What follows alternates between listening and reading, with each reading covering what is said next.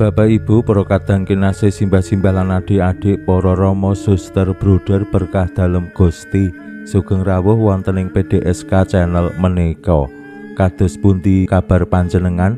Mugi-mugi bagas kasarasan kesehatan kawilujengan tansah mengku kula panjenengan sami anggenipun kelampahi gesang ing dinten menika lan mugi-mugi lumantar panglimbang basa Jawi waosan Injil kula panjenengan sansaya saged nggayuh iman kapitadosan ingkang leres lan mantep.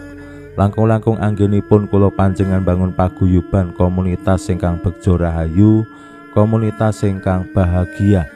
Wonten ing gesang sesarengan kadangkala ing kegiatan-kegiatan mirunggan utawi wekdal-wekdal mirunggan wonten saperangan tiyang sing istimewa. Mbuh amarga dicaosi kesempatan pidato utawi paring sambutan, mbuh amarga dipapanake lenggah ing papan sing khusus, biasane wonten ing pepanggihan umpamane kondangan, tamu-tamu lak disiapke kursi. Tamu sing istimewa menika kursine beda karo kursi sing umum. Yen sing umum nganggo kursi plastik utawa kursi lipat, tamu istimewa nganggo sofa lan lenggahe wonten ngajeng. Utawi yen Bapak Ibu para kadang kinasih nate nginep wonten ing hotel. Yen panjenengan dadi tamu istimewa wonten kertu tertentu VVIP umpamane. Lajeng nggih fasilitase istimewa. Anggenipun karyawan utawi pegawe hotel lenanggapi ya sacara istimewa mirunggan. Nah menika situasi utawi kawontenan ing gesang sesarengan.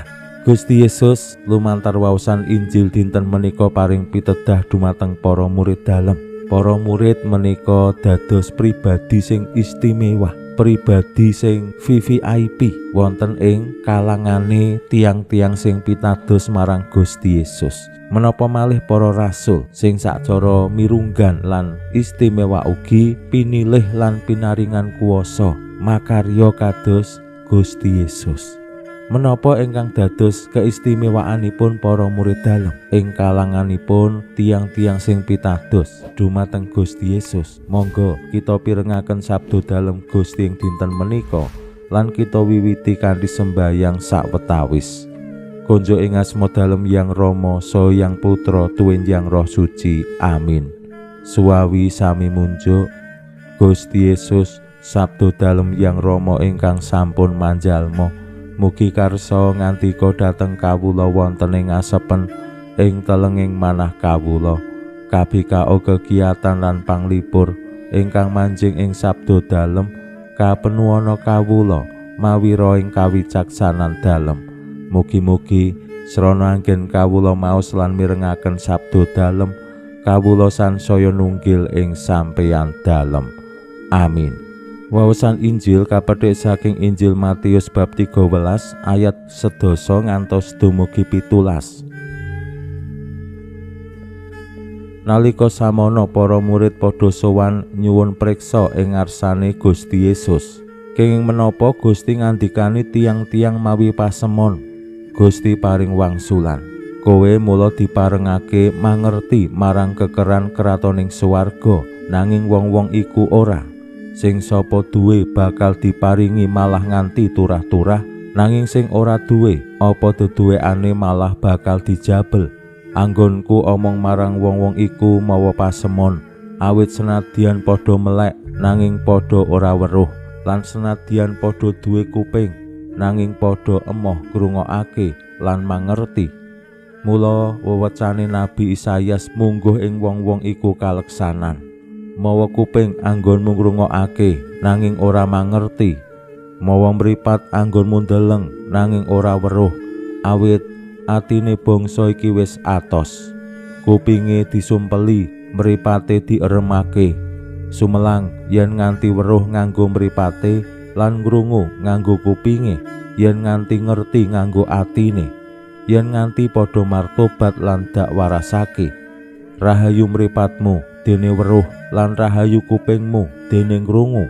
Awit aku kandha sak benere akeh para nabi lan para mursid sing kepengin weruh apa sing kok weruhi lan kepengin ngrungu apa sing kok rungu, nanging ora kelakon. Makaten sabda dalem Gusti.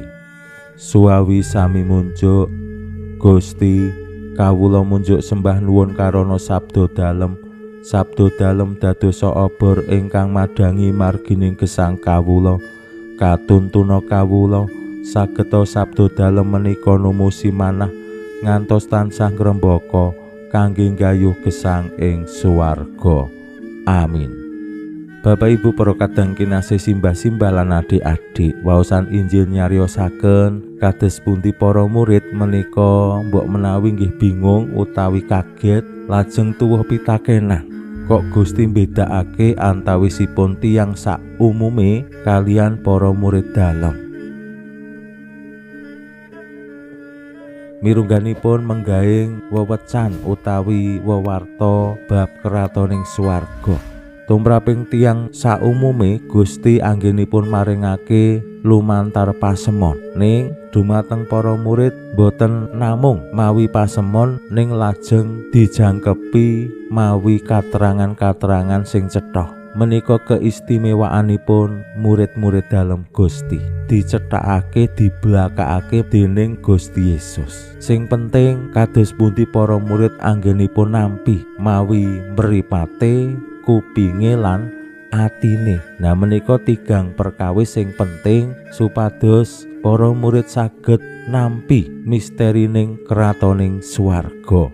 Yen para murid sampun diparingi hak istimewa, murid sing VVIP, ning para murid boten tinarbuka kupinge mripate lan atine, mbok dijelentrehake Gusti ngasih jungkel jempalik, para murid ya ora bakal paham-paham.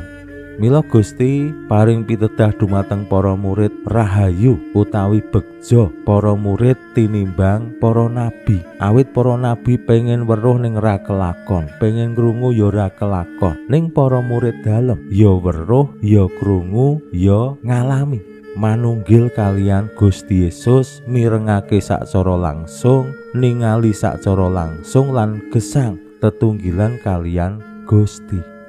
Para murid dalem ingkang sampun pinaringan kesempatan mirunggan istimewa VVIP kados pundi para murid migunakake kesempatan menika kanthi sak sae-saenipun supados menapa kekeran kawilujengan lan wartos bab kratoning swarga para murid lajeng saged mahami mengenali kanthi tinarbuka ya kupinge ya mripate ya atine. Nah menika nggih penting kangge kula panjenengan sami mbangun gesang sesarengan sing begja rahayu, bangun paguyuban komunitas sing bahagia. Mripate ya kanggo ndeleng kahanan kawontenan situasi konkret. Apa sing awake dhewe weruhi, aja etok-etok ra weruh. Nek awake dhewe ora weruh, apa etok-etok ora weruh, awake dhewe ya terus ora peduli. Semanten ugi bab ngrungu. Aja ngasih awake dhewe budhek etok-etok ora krungu. Saengga nggih boten mangertosi, boten nepungi apa sing awake dhewe alami, apa sing awake dhewe adepi. Nah menika penting anggenipun bangun pelayanan pastoral sing konkret, sing jawab kabutuhane masyarakat utawi umat. Aja ngasih awake dhewe anggone mbangun utawi ngerancang pelayanan-pelayanan pastoral mirungganipun kegiatan-kegiatan menika kanthi merem lan budhek mung bayangke tok kaya wong ngimpi. Wah aku pengen gawe kegiatan iki, ketoke apik banget, ketoke mengko populer viral, terus aku yo dadi terkenal. Ha menika boten laras kalian menapa sing dikersakake Gusti supados para murid migunakake mripat kuping lan atine. kanggo nepungi kratoning swarga. Pinuji Allah sakmenika sarta ing salami-laminipun. Salam sehat, salam bahagia, salam katentreman. Lan mugi-mugi lumantar panglimbang dinten menika kula panjenengan tansah jinangkung ing berkah dalem Gusti ingkang Maha Kuwasa, Yang Rama saha Yang Putra tuwin Yang Roh Suci. Amin.